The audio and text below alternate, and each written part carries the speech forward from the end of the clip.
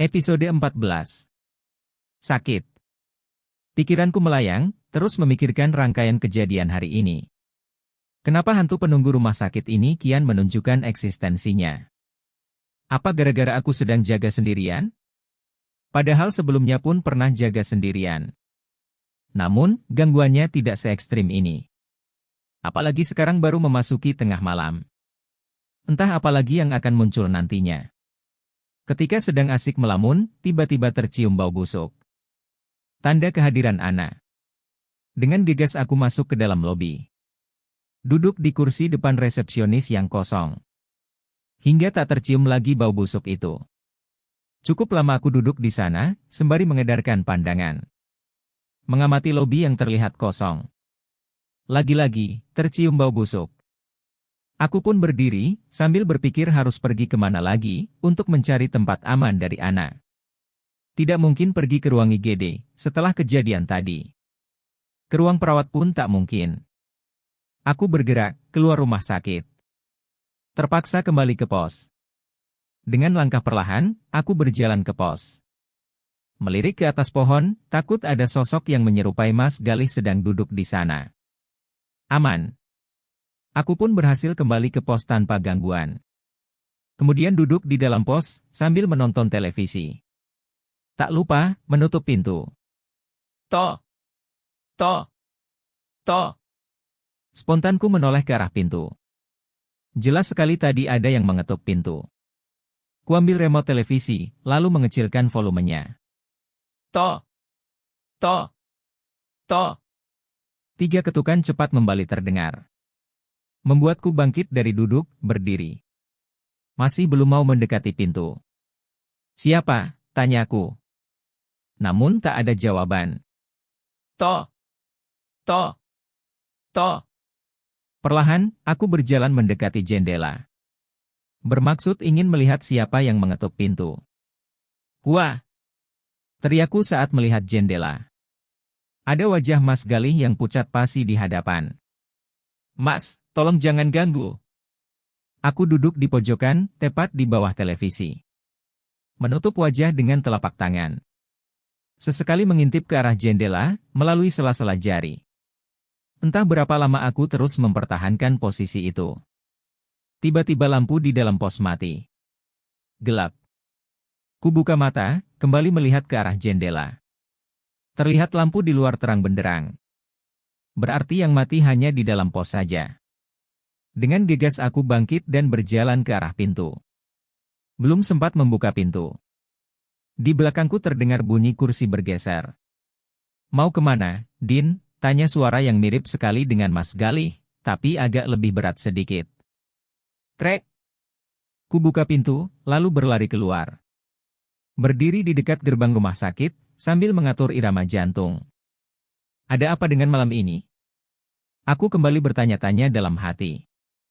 Jalanan depan rumah sakit terlihat sepi. Jarang sekali ada kendaraan yang lewat. Kulihat jam di tangan, sudah pukul 1 pagi. Masih 4 jam lagi, gerutuku. Entah kenapa waktu berjalan begitu lambat. Hampir 1 jam aku berdiri di dekat gerbang. Kaki ini sudah terasa pegal dan sedikit lemas. Perut pun mulai keroncongan dan haus. Kuedarkan pandangan, mengamati area dekat gerbang. Tak ada satupun yang buka. Bahkan penjual martabak yang biasanya masih berjualan sampai pukul 2 pagi pun sudah tidak ada. Dengan tenaga yang tersisa, aku berlari ke depan pos, mengambil kursi. Kemudian, ditaruh di dekat gerbang. Sepanjang malam, aku duduk di sana, sambil menatap jalanan yang sepi. Tak terasa adzan subuh berkumandang.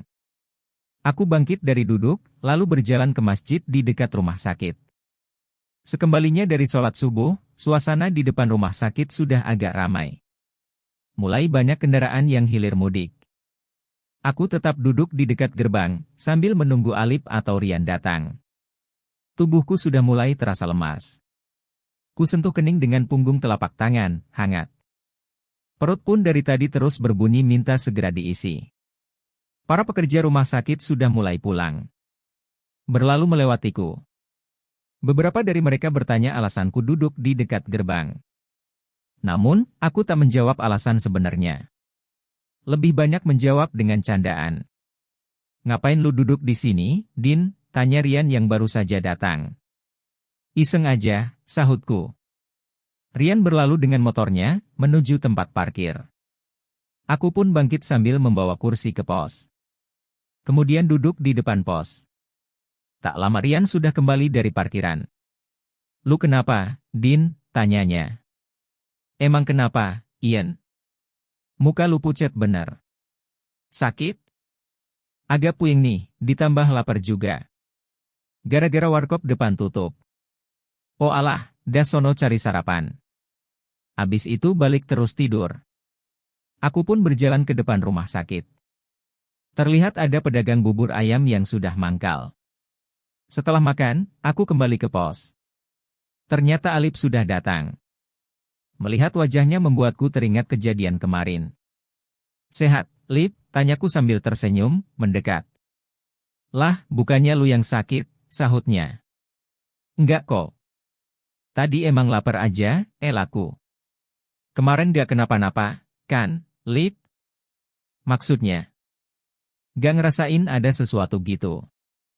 Ah, lu udah tahu, ya? Alip baru mengerti ucapanku. Asli pantesan motor GW berat banget kemarin. Terus pas sampai rumah ini pundak pegel bener, dah kayak abis ngangkut beras. Iya, itu kerjaan si Ana. Ana siapa? Sahut Rian. Setan yang lagi gentayangan di sini, balas Alip. Ih, GW kira ngomongin apa? Semalam jaga sendiri aman, Din? Aman. Yakin? Iya. Tiba-tiba, perutku terasa sangat mual. Tak lama aku pun muntah.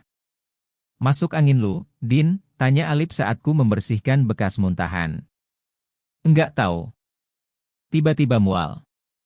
Efek gak makan itu, Din. Makanya lain kali kalau shift malam bawa cemilan. Biar kalau warung depan tutup bisa ada ganjelan ampe pagi, ucap Rian. Tubuhku terasa lemas. Suhu tubuh pun terasa panas. Kepala seperti ditusuk-tusuk jarum, pusing. Dah sana balik, Din. Istirahat, tidur. Jangan lupa minum obat dulu. Iya, Ian. GW antar aja dah, takut kenapa-napa di jalan, sahut Alip. Alip meminta kunci motorku. Lalu memboncengku pulang ke kosan. Dia juga membelikanku roti dan obat sebelum kembali ke rumah sakit. Entah efek obat atau kepalaku yang memang sudah sangat berat. Baru beberapa saat berbaring, aku sudah tidur. Toh! Toh! Toh! Sayup-sayup terdengar suara seseorang mengetuk pintu. Aku pun bangkit dengan mata masih setengah tertutup. Menggapai gagang pintu, lalu membukanya. Din, sapa seseorang di hadapanku. Aku langsung membuka mata lebar-lebar saat melihat Mas Galih sudah berdiri di depan pintu. Wah, teriakku seraya membanting pintu. Bersambung.